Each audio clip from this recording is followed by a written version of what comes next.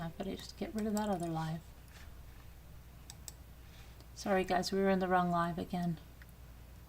Let me go and get rid of that live.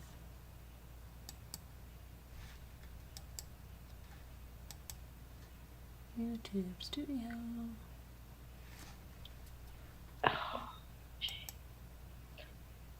Content. And live. Get rid of the other live. Sorry, I'll get rid of this one. Bye.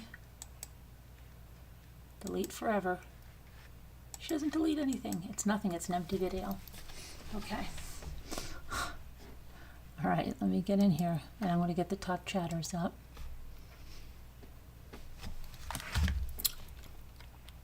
Top chatters would be... okay. All right. Top chatters. Oh, and Crafty Crafter, your channel's going around in the rotation. I don't know if you've noticed tonight. I subbed tonight. You've been added to the rotation. And I subbed to Bucky Ann. I wasn't subbed to Bucky Ann.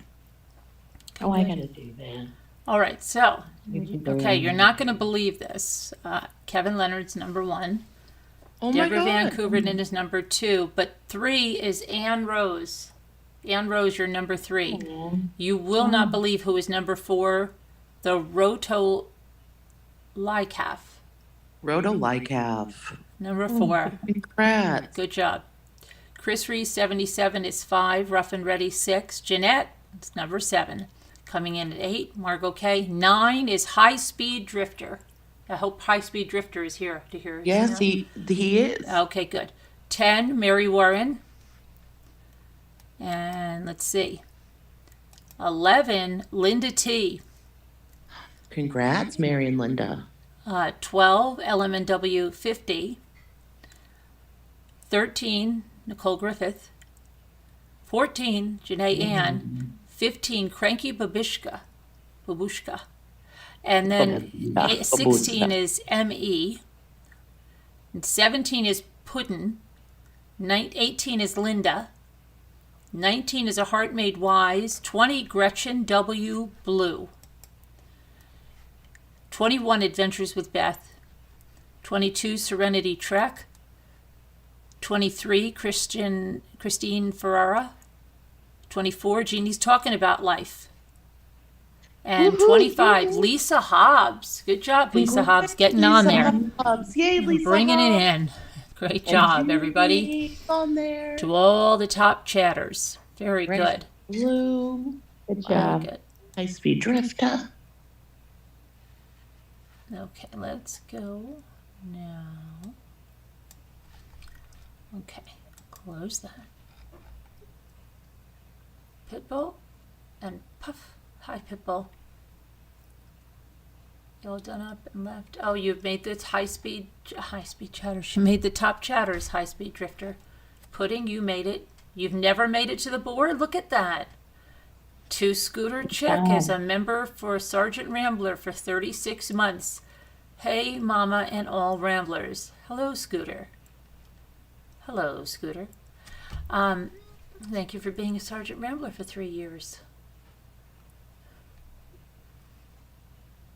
Yes, you were on the list, High Speed Drifter. Yes, you made it. You were I'll tell you what number you were.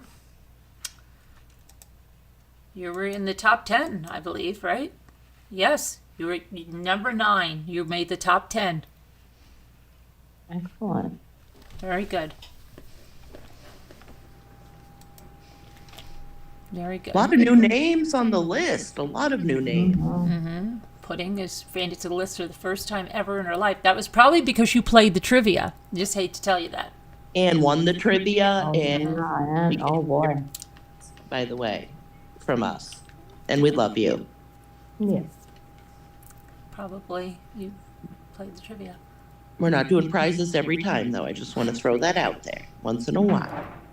Just You're a blabbermouth, High Speed? boy. No, you're just chatty. Okay, Chatty Cathy. So let me get up this some strange stuff going on. Let's see what's going on.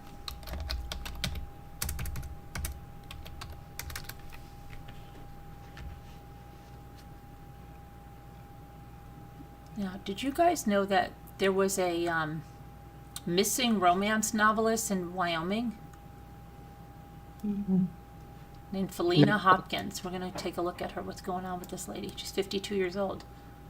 And there's a high-speed chase involved. She's now missing. I wonder if she's doing this to write a book or something, you know? I don't think so, though. She's missing in the Grand Teton National Park. What is it about those national parks? What the freak is it about those things? I don't know. Oh, my gosh. I don't understand that. Let's see. I go camping at national parks all the time, and now I'm like, I There's was a never. high-speed chase, and okay, so she writes books. If you go to Amazon, you'll see her books there.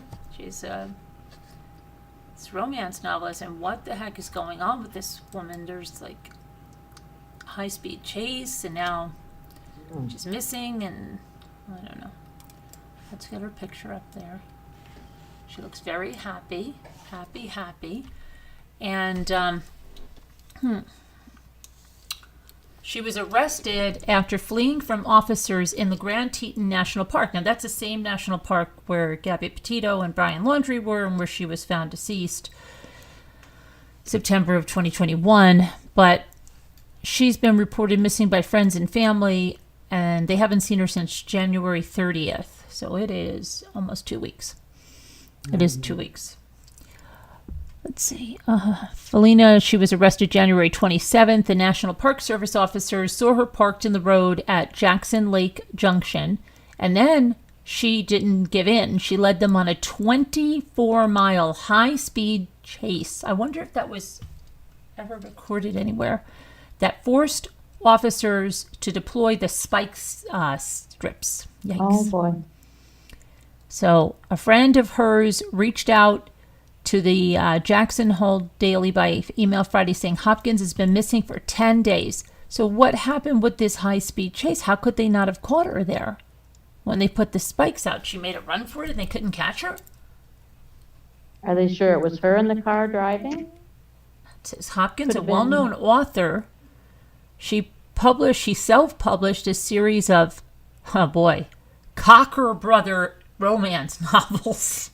Lord. That is really the name. I'm sorry. Like Joe Cocker, okay? And she is listed on Wyoming's Division of Criminal Investigation's Missing Persons page. She made national headlines. I didn't know this in 2018 when she registered for and received a trademark, listen to this one, on the word cocky. Oh, you gotta be kidding. I'm not.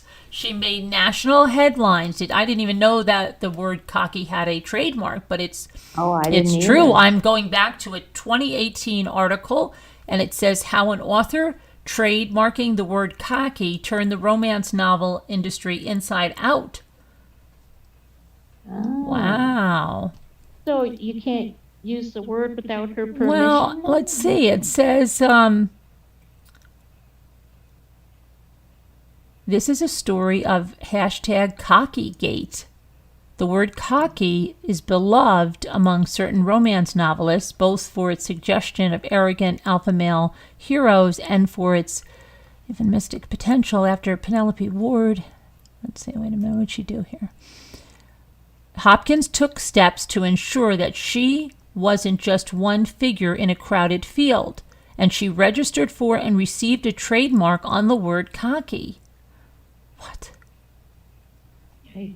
How could you receive a trademark on a word? On a word that's in the dictionary. I don't even understand that. No.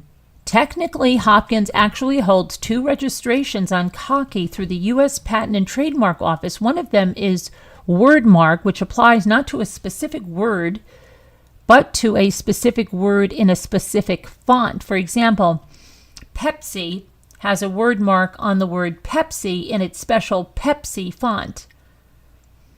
This one grants Hopkins word mark over cocky in a specific font in a series of romance novels, but it's not clear that she can legally claim the particular font she's using.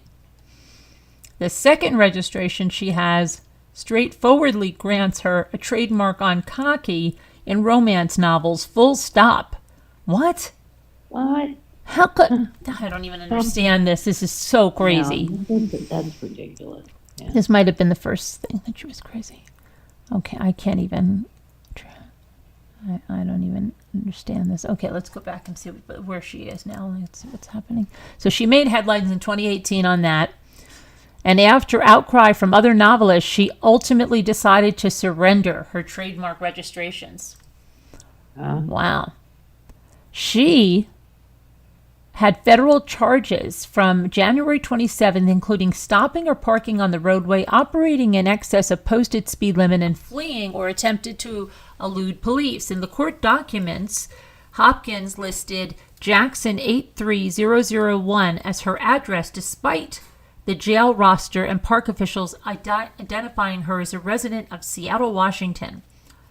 The DCI's missing person profile said Hopkins was last seen in Jackson on January 30th, the same day the Chief U.S. Magistrate Judge Kelly Rankin released her from the Teton County Jail. Okay, so they got her at that thing and they put her in jail. They released her from jail and she's been missing since then. She's a white female, 5'7", 135 pounds, green eyes and blonde hair. Faleena has an infinity symbol wrist, follow all instincts on her right wrist, a lion face on her left shoulder, and a hummingbird on her right ankle. And she's due to appear in federal court at 10 a.m. on February 28th for an arraignment, and anyone with information is asked to, or had contact, is asked to contact the Jackson Police Department at 307-733-1430. So she's on the run somewhere. That's pretty cocky of her. Okay, sorry. Oh, it is. Okay.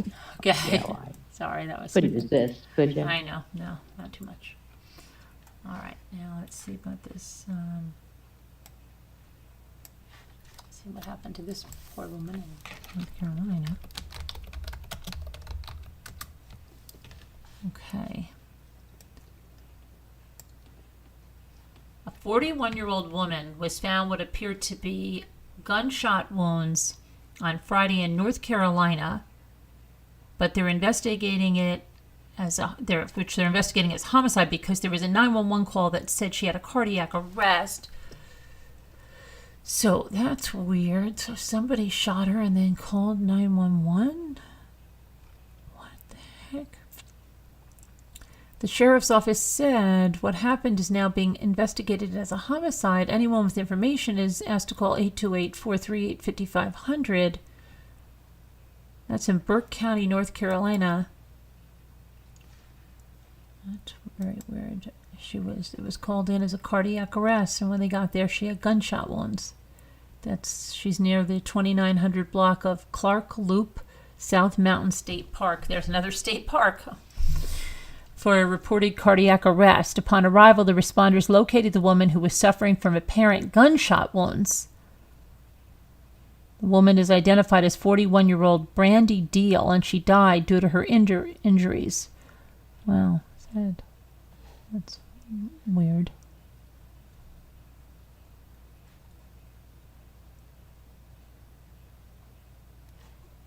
Wow, what happened here?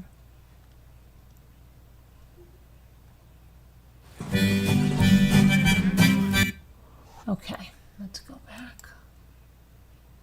Where is our other lady? So the Pennsylvania woman, Jennifer Brown, was reported missing on January 4th, and that was all over. And her business partner, Blair Watts, 33, is now charged with her murder. So let's see what happened here.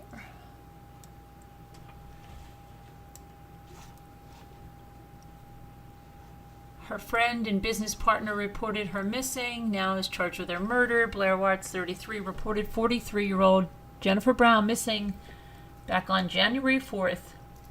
She failed to pick up her son, and who spent the night at the business partner's home at a bus stop. This was the mother, right? The child stayed, they said, the night at this business partner's home, went to the bus stop, and then they said she forgot to pick up her son at the bus stop. Yeah, because they probably killed her the night before, and that's why the child was spending the night at their home. Her car was Yeah. found at her home. Her keys, wallet, and work cell phone was found inside. Her personal cell phone, however, was missing. Her body was found partially buried in a shallow grave in Royersford, which is 8 miles from where she disappeared, and her body was found on the 18th of January, so 2 weeks later. District Attorney Kevin Steele said Thursday the coroner found that Brown had 3 broken ribs and appeared to have died from asphyxiation. Pieces of broken hair clip were found in the grave and at the home. And they believe she was killed at her home. Blair Watts, who was reportedly planning on opening a restaurant with Jennifer Brown, told investigators he'd taken her son home with him to give her a break. Yeah, right. And Brown was described as an attentive and loving mother. She didn't send any clothing or any of the boys' necessary daily medications with him for the sleepover, the DA said. The DA said that Watts picked the boy up at the bus stop on January 3rd, telling him his mother was at the grocery store and he was going to sleep over. Sure. 2 went to Brown's home. The boy stayed in the car while Watts went inside, returning with Brown's cell phone, which her son said he recognized because his photo is her lock screen. Isn't that neat? The 2 went to Brown's home, right? He takes her phone. That's interesting. DA said a cadaver dog alerted to human remains both in Watts' car and his wife's cars. His wife's cars? What? He had a wife, this guy? Is that true? Steele said the story about the restaurant appears inconsistent as well. The owners of the property where they planned the restaurant said they had met with Watts, but they never signed a lease and never received money or gave him a key. In December, they said they told him they decided not to go forward with the lease, and he threatened to sue. On January 4th, a day after 2 cash transfers for a total of $17,000 were made into his accounts, Watts showed up unannounced at the property and told the owners he had the money for the lease.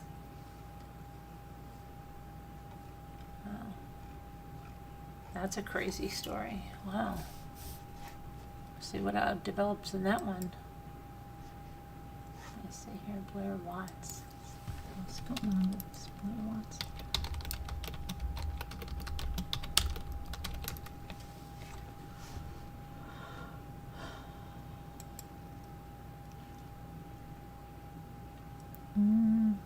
So he was arrested on Friday. This is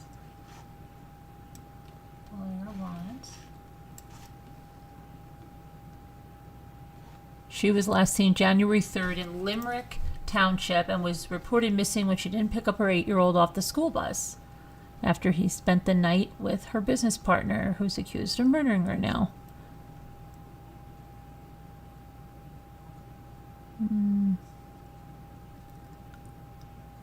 Oh, see what happens there. Okay.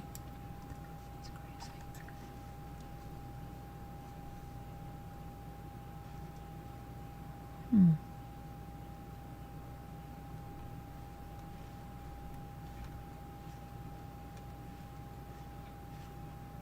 All right, let me go back.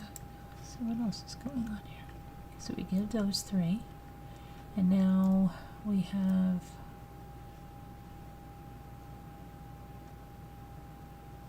this Kohlberger thing, so we might as well just, this is going to be some more crap, but I figure we'll tell you if it's so much crap going around now with these sources that are just, sources close. There are sources close to, allegedly close to,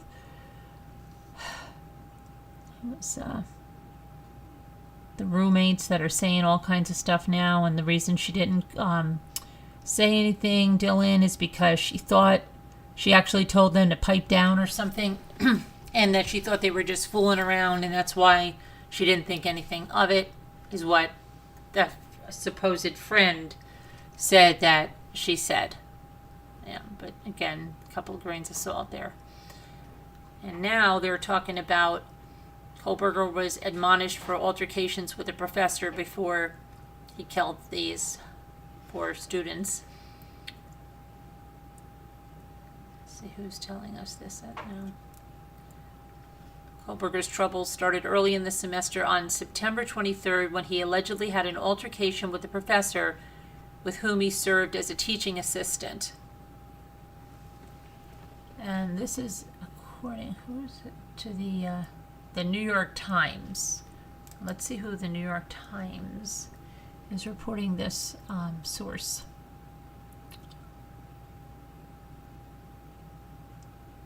Let's see. Don't tell me the New York Times is going to get into crap now.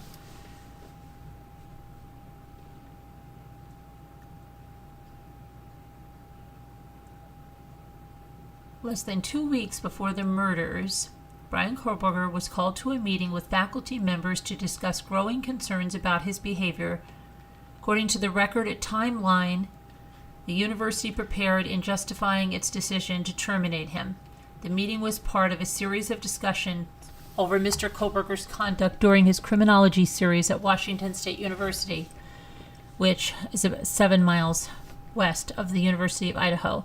The faculty's concerns with Bryan grew in the weeks after the November 13th murders, though he had not yet been identified as a suspect. They culminated in the Criminal Justice Department's unusual decision to terminate Bryan from his teaching assistant role in December, shortly before his arrest. And that's according to 3 people familiar with his time at the university and a formal letter to Mr. Kohlberger informing him that he had failed to meet the conditions required to maintain his funding under the program. The faculty made the decision at the department's end-of-year meeting in December, during which professors were also told that some female students reported that Bryan Kohlberger had made them feel uncomfortable. In one of those instances, Bryan Kohlberger was accused of following a female student to her car, and that's according to 2 people familiar with the situation who spoke only on the condition of anonymity because they were not authorized to discuss the case. That's great.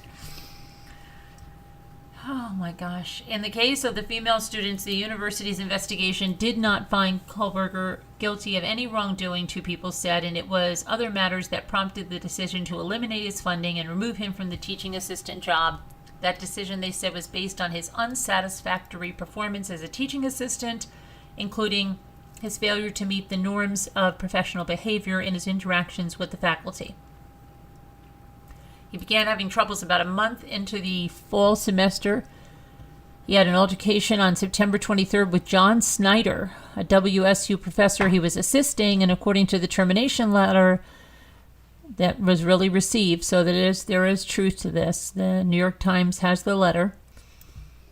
Then on November 2nd, department leaders met with Mr. Kohlberger to discuss an improvement plan. 11 days later, the 4 University of Idaho students were stabbed to death overnight in a home just off the campus in Moscow, Idaho. We know that. In the termination letter, officials describe a second altercation that Bryan Kohlberger had with the professor after the murders, and that was on December 9th. And then later in December, the department decided just to remove him from his position as a teaching assistant, cut off his pay, and say that he has not made progress regarding professionalism. The vice president and spokesperson for WSU, Phil Weiler, said a federal student privacy law prohibited him from commenting in detail on Bryan Kohlberger's history with the university, and he could only say that Mr. Kohlberger was no longer enrolled at the university, and his lawyer did not respond to a message seeking comment. Bryan Kohlberger is being held in jail after being charged with 4 counts of murder. And let's see what we have here. So that's the update on him.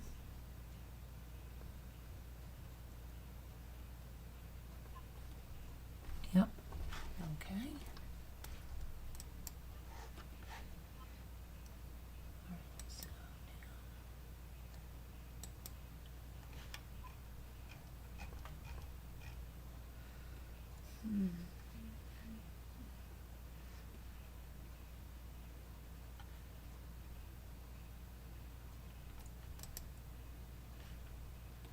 Let's see, there's a break in this case of a cold case with Brittany Phillips.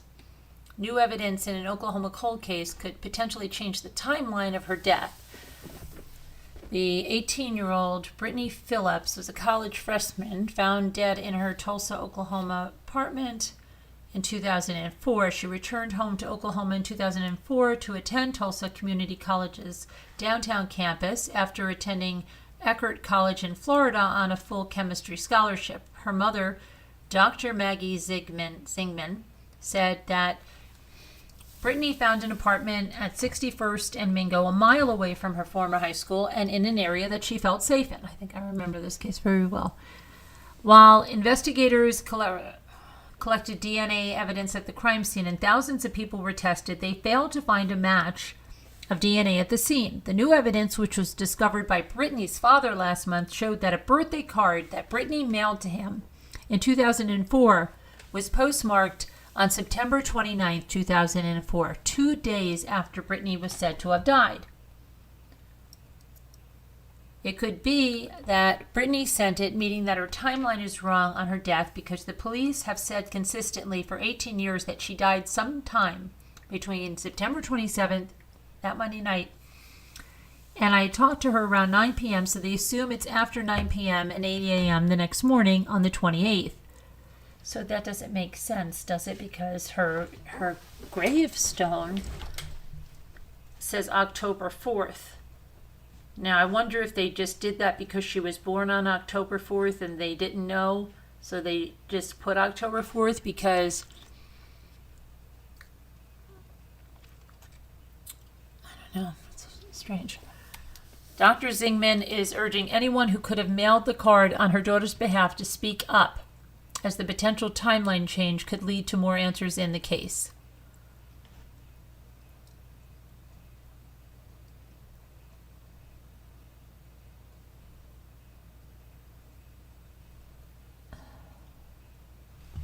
See, the crime scene investigator, Cheryl McCollum, said that the postmark mailed absolutely changes the timeline.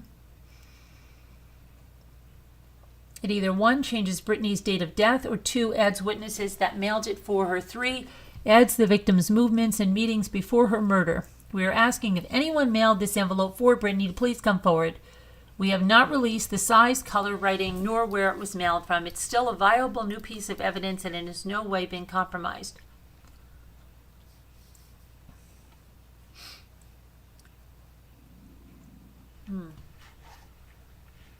Let's see what happens there.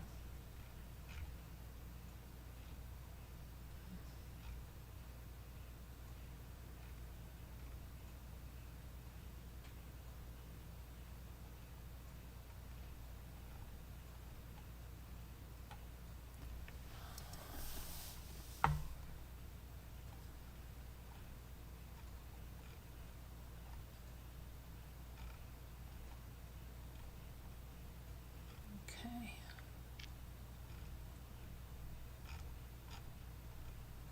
What is something about John Bonet? Newly unveiled documents. What is going on with this? John Bonet.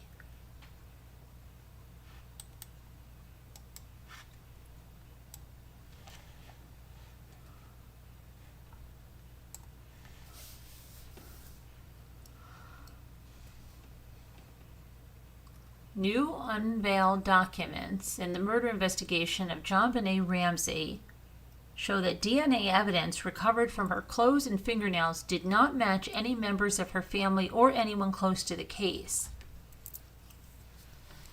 Investigators in the case didn't dismiss the idea that John Bonet's family may have been involved. Instead, for years they reportedly were kept under an umbrella of suspicion. There's a new book now called Lou and John Bonet, and it's a legendary lawman's quest to solve a child's beauty queen's murder, and it's by John W. Anderson. He lays out the details of the documents, including how the Boulder police ignored the DNA evidence that exonerated the Ramseys and could be used to identify her murderer. Anderson was a former El Paso County sheriff, shared the work of late Colorado investigator Lou Smith, who came out of retirement in 97 to work on the case, and Anderson reportedly said he thinks Smith is the only person who had an unredacted copy of the documents aside from law enforcement. I guess, let me see here. This is the document.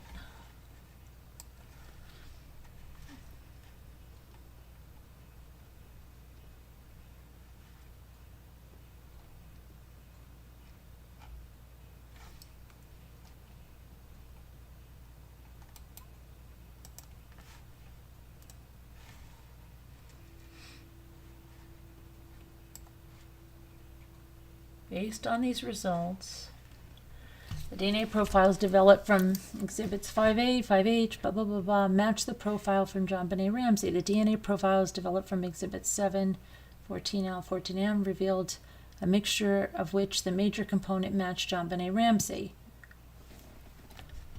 So it's going to say that. Let's see how many pages is on it.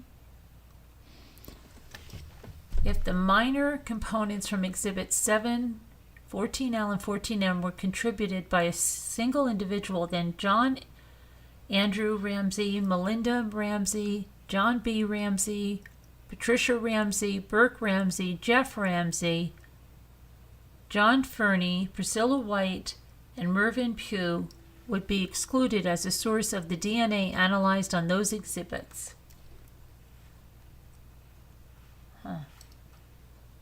Anderson's book is ready to go to press on February 28th. And remember that Murdaugh thing is coming out on February 22nd. So,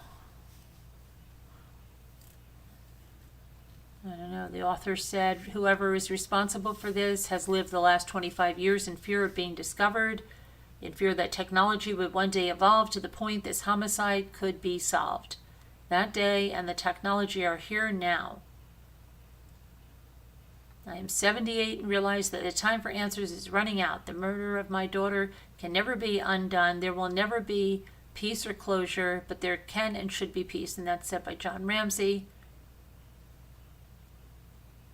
And excuse me, that was not that what I just said before. The quote before that is John Ramsey's quote as well.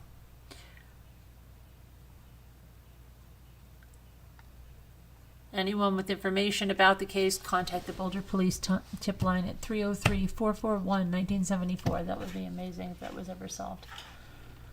All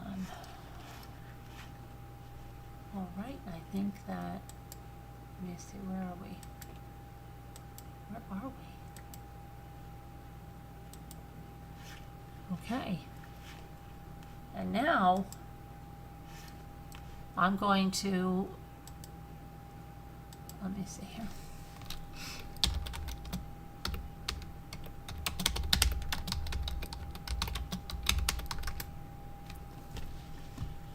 I'm going to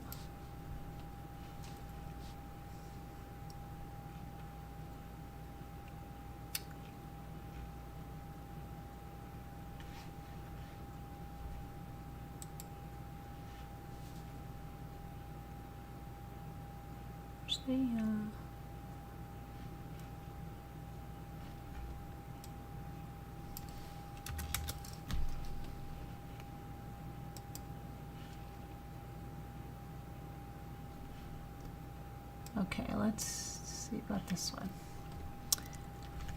This is not an AITA, okay?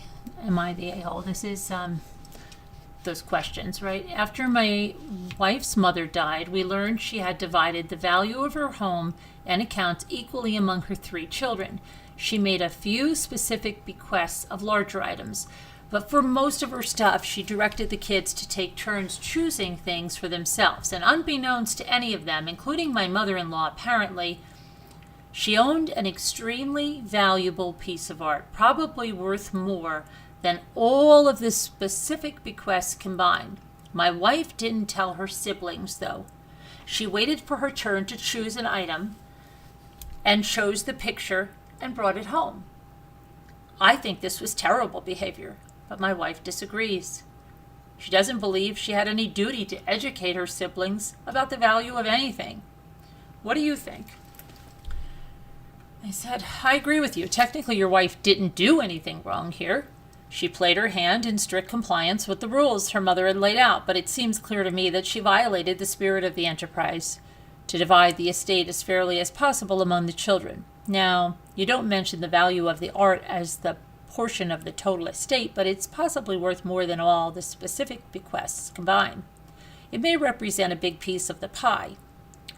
It would have been fairer for your wife to ask for the art in lieu of other money, if she wanted to own the piece, or to add it to the pool of assets that will be sold and whose proceeds will be divided equally among the siblings.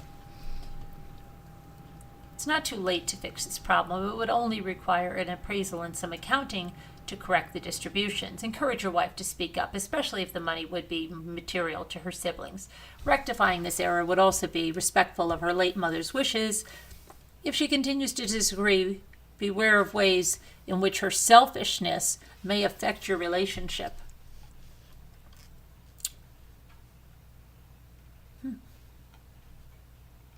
Interesting. Okay. A few years ago, I dated a man who lives in my neighborhood, and after I broke things off, I would bump into him occasionally on my street. I got the impression he was there to bump into me. It's not a through street. Months later, when I was at home with my new partner, I caught him spying on us through a back window, that louse.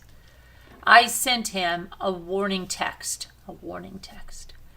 that I would call the police if I ever saw him on my street again. You're not allowed to be on a public street, you jerk. That was 18 months ago, and I haven't seen him since. But I do see his adult daughter in the neighborhood. Should I tell her what her louse of a father did? Someone said, let's break this into two pieces. Stalking, which is what your ex seems to have done, is a criminal offense. If you're at all concerned about your safety, even 18 months later, call the police to report what happened. They can document the episode and deal with your ex directly. But telling his daughter about his behavior doesn't protect you or anyone else. It would only shame your ex, and I don't see the benefit of it. After a year of sharing a lease on an apartment, my roommate told me, in the spirit of setting boundaries, that she doesn't want me to be friends with any of her friends. The problem? Our worlds are already entwined. We met in college. So many of our friends are mutual, and my best friend at work is a close friend of hers. What should I do? Note, we're coming to the end of our lease soon. Your roommate's inability to recognize the web of connectedness that exists between you already strikes me as oddly self-centered. Also, friends are not personal property. I would ignore her request, but give her space in the apartment and don't crash her plans. It may be wise to consider a new roommate or another apartment rather than renewing your lease together. College friend throws a weekend-long pool party at his parents' house every year. He provides the food and drink, and before the event, sends us a bill for the total cost divided by the number of guests, usually around $40. I understood this when we were broke and in college. We're in our 30s now. His party seems tacky to me. My idea of good hosting is to provide food and drink, or to ask my guests to bring things to share. I refuse his invitation, but I feel guilty saying no every year. Should I sit him down and explain why I don't want to attend? Do you honestly believe that other people are bound in any way by your idea of good hosting? Your friend hasn't asked for your opinion.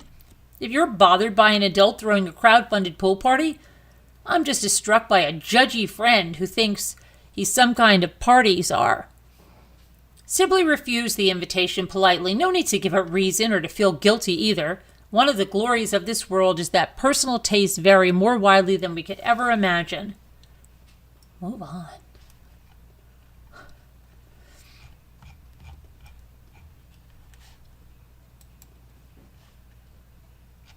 Okay, now we will go to, let's see. I'm getting sleepy too, Jeanette. I'm going to do just a couple of these.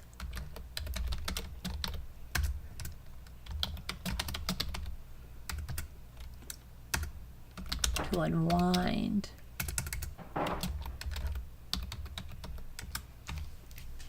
Okay.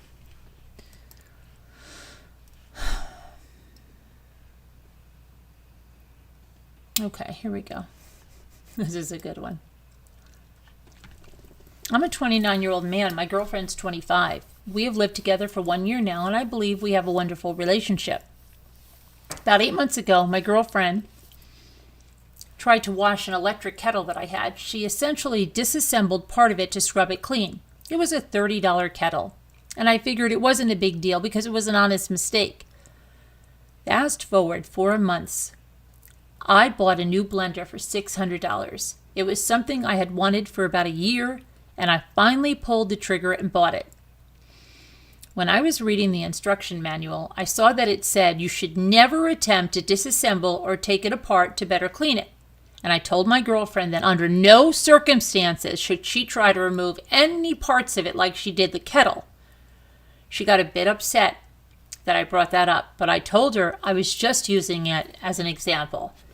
3 weeks ago, my girlfriend did exactly what I told her not to. She removed part of the blender to get a better wash on the blades, couldn't reassemble it, and then put all the tiny parts in a bag. I tried to reassemble it myself and failed. Then I emailed their customer support, who essentially responded with, "You should have read the instructions." I did, but yeah. Yesterday was my girlfriend's birthday, and I told her that instead of getting her a gift this year, I would be buying myself a new blender. She was furious. I did take her out to a nice dinner a couple of nights before that. My girlfriend didn't even bother to open the door when the delivery guy came to drop it off, leaving it open to porch pirates stealing it. When I asked why she didn't even try, she just shrugged. I don't know if I should be going to Tiffany's to get something to apologize or if I was being reasonable here. Am I the a-hole? Okay, I really want to see your answers on this. Put 1 for yes, he is the a-hole, 2 for no. 1 for yes, 2 for no. I want to see what your answers are here. 1 for yes, 2 for no. 1 if he is the a-hole, 2 if he's not. I want to see your answers.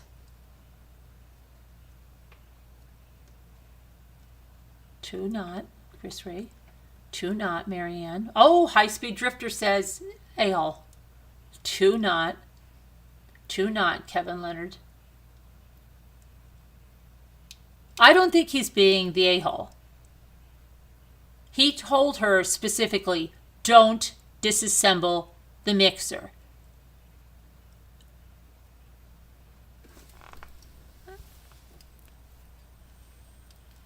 High Speed, it's 1, yeah, I don't think he was being, I took her to a dinner, he didn't even see, she ruined his tea kettle, then she ruined another blender. Anne says 1 and 2. He could have got her a little small token gift, maybe a bouquet of flowers or something, but I would be pretty pissed too. Okay. Yeah, he probably had a Vitamix, and she didn't listen. Just not listening. And maybe she did it, sounds like she did it purposely, or because he mentioned it. I don't know. And she didn't even bring the thing in because of porch pirates. And Hi, Jujubes. just sound like a little lunatic. Hi, Jujubes. Okay, let's go to another one here. So we all agree on that one, basically. When you're done, I know, Kevin, Zoom. Yes, thank you. Okay.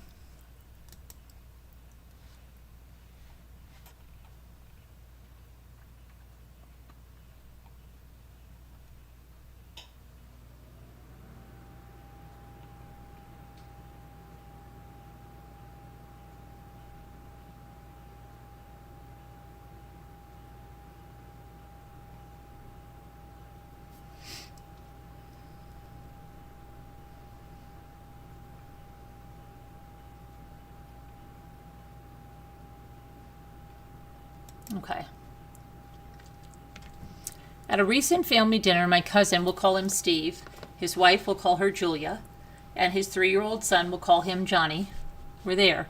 We were all having a good time, and everyone was enjoying each other's company. That is, until Johnny decided to start wailing and throwing things on the floor.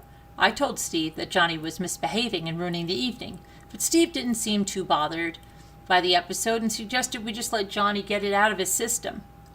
I couldn't believe what I was hearing. So I looked over to Julia, who said, "This sort of things happen from time to time. The absurdity of the situation was too much for me. I started laughing hysterically." With puzzled looks on their faces, Steve and Julia, as well as other family members, asked what was so funny. I looked around and couldn't believe that nobody else was laughing. I told them that I thought it was pathetic that a 3-year-old was calling the shots and everybody was cool with it. I then asked them how they thought that would go when Johnny entered high school. Steve and Julia were furious. She turned beet red and Steve asked to speak with me privately. When we got into the other room, Steve told me that I had no right to accuse them of being bad parents and that the two of them work really hard to support their family. He also said that he was looking forward to this dinner all week and that I had already ruined the evening. I told him that the next time he should control his kid and maybe bring a playpen because nobody wants to hear a temper tantrum and see objects thrown around. Steve and Julia never spoke to me for the rest of the evening, and they left in a huff. When they were gone, I started enjoying the party again. But I recently checked my social media and I saw that they unfriended me. They were the ones who couldn't parent their way out of a paper bag, and now people are acting like I'm to blame. Am I the a-hole? 1 for yes, 2 for no.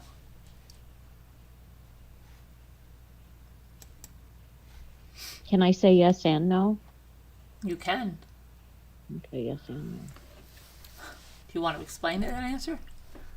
Yeah, he should have taken Steve or whatever his name is aside and said, "Look, this is unacceptable. It's a 3-year-old. This is an adult party. You should have had babysitter." So that's why I give him, the a-hole part. But I agree with him. You don't just let your kids throw things and act like, Now crazy everybody's little copying animals. you and saying 1 and 2. Really? Yeah, Okay then. copiers. Everybody now. No kidding. Marianne said a full on 2, and Chris Reese said a full on 1, but now everybody else is saying 1 and 2. Yeah. This is the first one where I felt like it went both ways.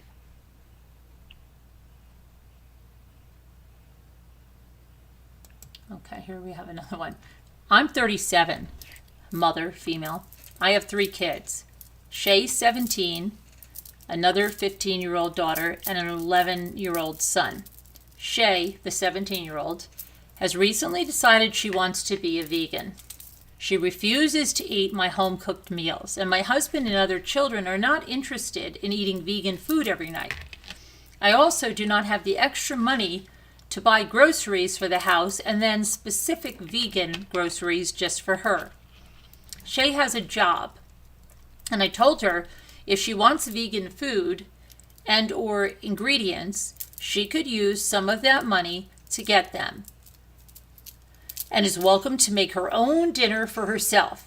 She got upset and said, "What if she doesn't know how to make it?" And I told her I'd show her the first time, but I will not be making 2 separate meals every night. She got upset and now just keeps saying, if this was an allergy, I would do it, and other excuses. She also says her friend's mom gets the groceries and cooks it for her friend. I work over 45 hours a week. I'm tired enough after work. I don't want to make 2 separate meals. I don't think I'm being unreasonable. Am I the a-hole? 1 for yes, 2 for no. No.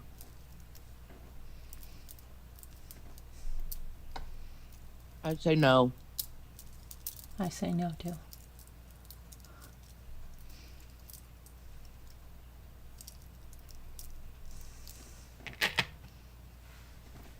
It's not a food allergy. No, it's not. It's just something that, this is a whim, perhaps, it's the in thing right now, whatever. If you want to do that, then do it yourself, or just eat Stuff, I'm telling you, everything but the meat. Eat the it, vegetables. Eat the rest of the dinner. Have a salad. Have whatever. I used to it's do that not all the it, time. it's not cheap, that vegan stuff. Like all those vegan products, it is so marked up. Oh my goodness. I don't This- understand the difference, I don't think, between vegan and vegetarian. I guess vegan, they take it so far. I mean, their shoes, their purse, their furniture, their this, their No, no, that. no, no.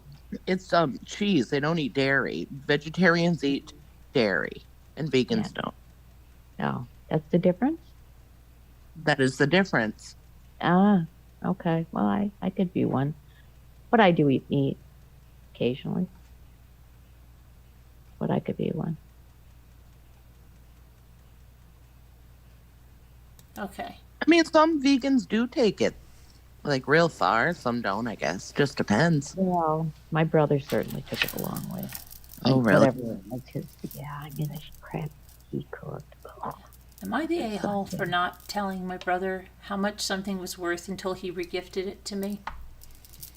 I had a boomer great aunt that was a wonderful and loving woman. She just grew up in Eastern Europe right after World War II. One of the weird things about her was that she would give me her old belongings as gifts for weddings and important birthdays. I still have the music box she gave me for my first communion. When we saw a family, I would always ask to see their pieces.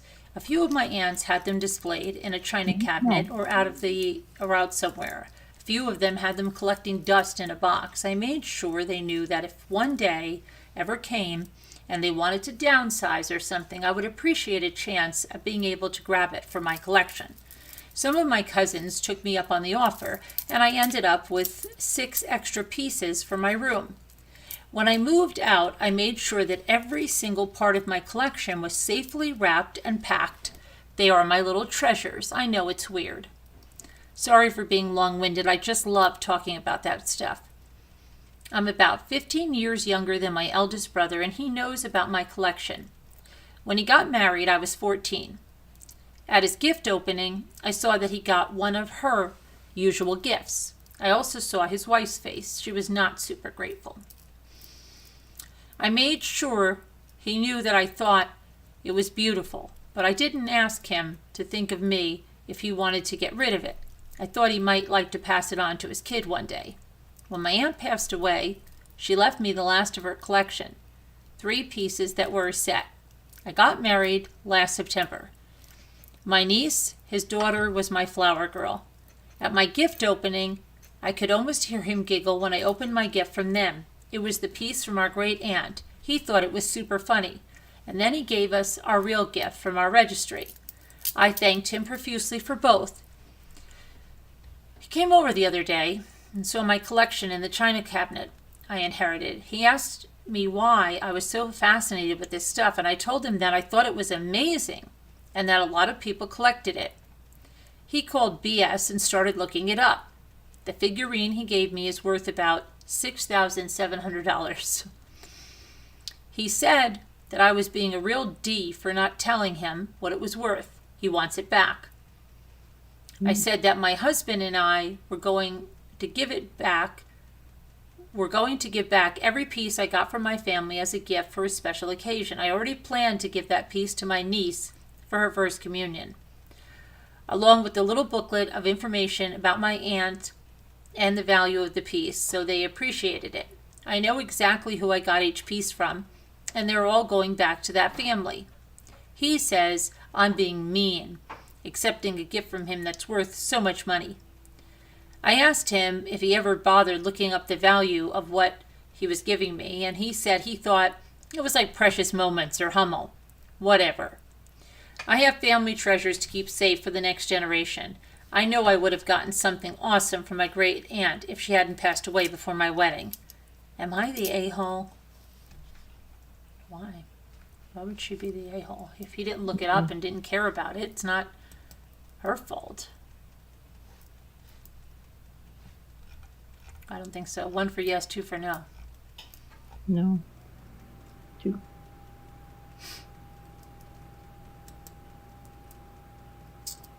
Okay, here's another one. I'm a 38-year-old male, and I've been married to my wife, who's 32, for 7 years. My wife currently does not work, and she stays home. I have been working at my company for 10 years. I frequently travel for my job. My job usually books me business or first-class tickets to fly. I just recently had a work trip to Miami for a week, and my wife wanted to come along, as she was always wanted to go to Miami. I had to book an economy ticket in order to be able to comfortably afford the rest of the places and activities that my wife wanted to do. When my wife found out, she demanded that I give my first class ticket to her, as it wasn't fair I got first class and she didn't. I refused, as I work really hard at my job and I feel I deserve the seat. I also appreciate the space in first class, and I have work to do on the way to the trip to get things finalized for my conference. It's nice to have the extra room to lay out my paperwork and have my laptop set up as well. When I told my wife, she got extremely pissed at me and started giving me the silent treatment. She still came on the trip, but things were very, very tense. She said I am a major a-hole for not giving up my seat. Am I the a-hole?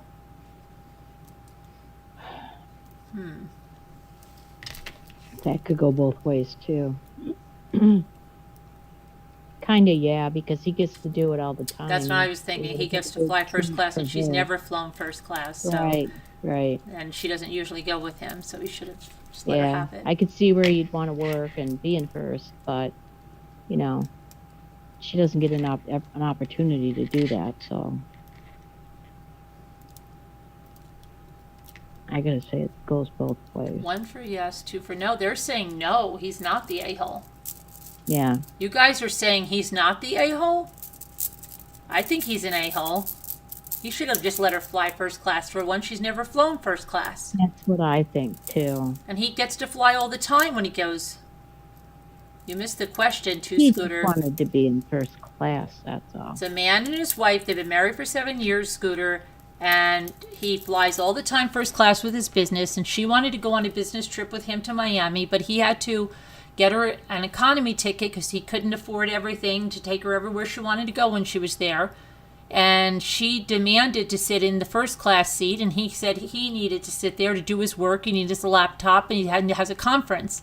And he said, is he the a-hole because she's really pissed? You changed it to 1, high-speed drifter? That he is the a-hole? He needs the room to work, Sassy Darcy said. He's not the a-hole. It's work, right? She said he needs the room to work. You just better suck it up and enjoy your economy class. Oh, you hear Nick laughing in the background. Well, he's making it possible for her to. I just see think, and you do know, a I lot just think of he would be things, like, oh, but- he would almost get like a little thrill, too, being that she's never flown first class. Oh, that's what I think. to just, too, let her have absolutely. it and fly They first said class. he can't afford it with all the things that she wants to do. She's coming with him. She wanted to go with him. Once You you've flown have the first money. class, Right, didn't but have it's like a little people. kid, like, oh, go sit there. You can go sit in first class. He gets to do it Mhm. all the time. right? No, but it's ridiculous. Like she wants to do all this stuff on this vacation. It's supposed to be a business trip, and he doesn't have enough money for the ticket for her to fly in first class. She's chosen, like, instead of that, he's still at work. That's the thing. He's still at work. He could have left her home, Kevin said. There you go. Free. I don't know. I think he should have let her flown in first class. I do I don't- too.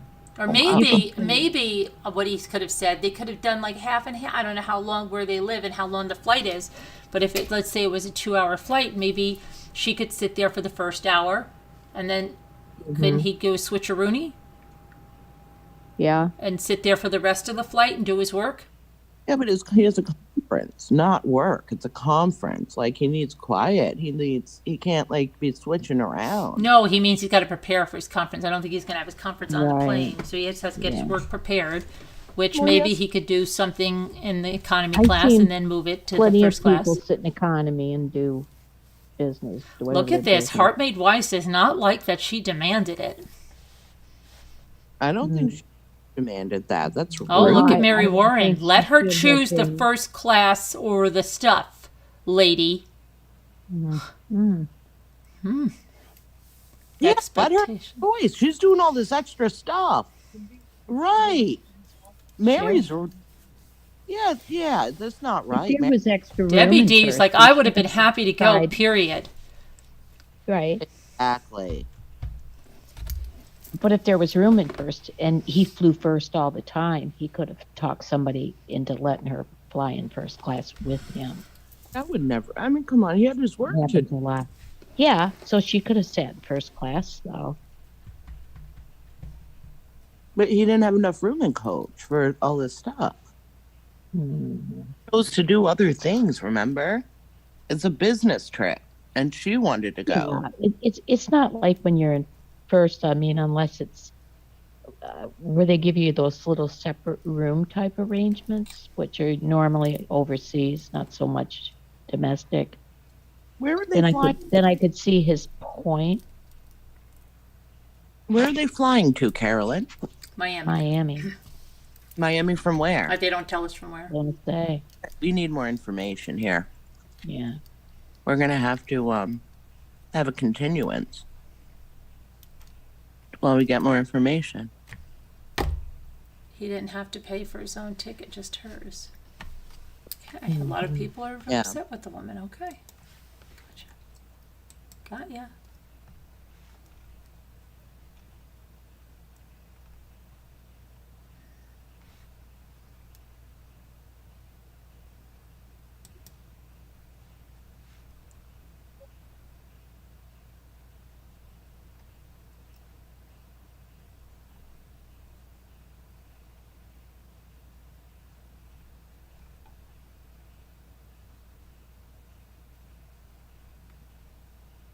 Okay. I've been in online classes for over 2 years, and I have finally reached the end of the semester and had my final presentation last week. Every class, I've asked multiple times for people, my husband, kids, parents, or visitors, to stay out of my room when I'm in class because due to the professional and graduate level of the courses, the professors ask that we maintain a certain decorum for classes. No one seems to have an issue with that beside my husband. If he forgot something in the room, he'll just waltz right in, even if my camera is on or I'm off mute to speak. I get to the point that I just started locking the bedroom door. And my mother has even posted signs on my door for me, presentation in progress, please do not disturb. To top this all off, it is well documented and he knows that I suffer from major anxiety that's also triggered by tachycardia disorder I'm on heart meds and everything. So someone just coming in the room has the potential to completely derail me. So last week, I'm making the final and most important presentation of my graduate career. I have the door locked. I gave everyone 2 hours notice before class to come in and get anything they needed, etc. And my husband came down, unlocked the door from the outside, strolled right in to get everything he needed, opening doors, closing cabinets, making noise. I did my best as I could with it in the moment, and I finished out the class. After class, I was burning with rage of 1,000 suns. My husband could tell I was upset and asked what I was mad about. I was seeing red, so I went out of my way to control myself and speak in the calmest and most respectful way I could. Literally, in therapy, type phrases saying things like, the way you disregarded my request made me feel completely disregarded and disrespected. I am absolutely shocked at my ability to speak calmly because I knew if I didn't, I would say something so vile instead that I might not be able to recover from. Instead of apologizing to me or talking it out, he has said that my requests and expectations are completely unrealistic and I make a big deal out of everything. He even spun it around on me and said, well, what you're saying is you don't want me to take the kids to the park since I needed stuff in there. That statement doesn't even compute to me. How does not being allowed in a room equate to me saying not to take care of the kids? Nothing he needed for the kids was in there whatsoever. He instantly spun it to become the victim. When I tried reasoning that literally half this country is doing work, school, etc. from home and their families respect their workspace, he simply walked away from me and refused to speak to me for the rest of the day. I locked my bedroom door for class and then told my husband I felt disrespected because he ignored my request to stay out of my room while doing Zoom class for grad school and unlocked the door, and he came in anyway. Am I the a-hole for being angry? No, God, no, she's not. No way, he is. What a jerk. He's being passive aggressive, if you ask me. So Oh my God, totally. he had prior notice, plenty of opportunity. If there was something that he really had to have, why didn't he go and get it? He did it on purpose. That's what I said. Passive aggressive. 1 for yes, 2 for no. Marianne, you say 2, he's not the a-hole? 1 for yes, 2 for no. Oh, she the a-hole. You're right. I'm sorry. You're correct. I stand corrected. She's not the a-hole. Got it. He's the a-hole. Yeah, He's he the is. So a-hole. it would be. Yep. That's right. He's the a-hole. Okay, let's do one more. He's the a-hole. Do you want to hear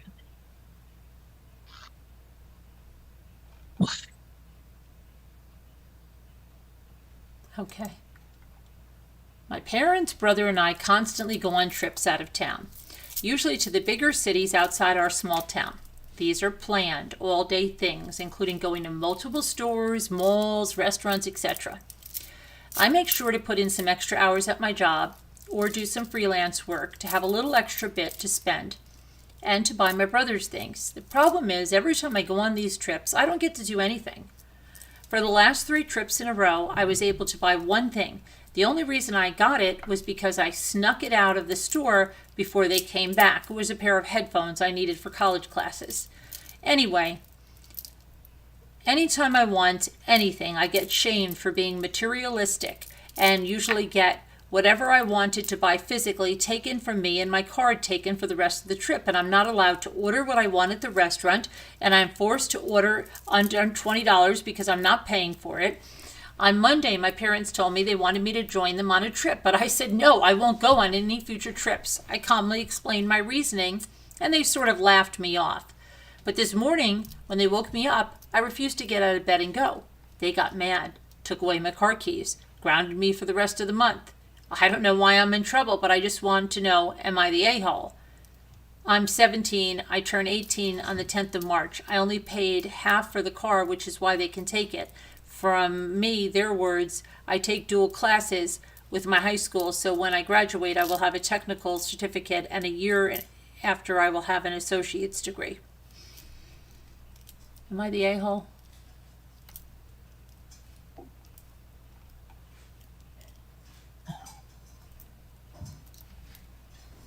One for yes, 2 for no.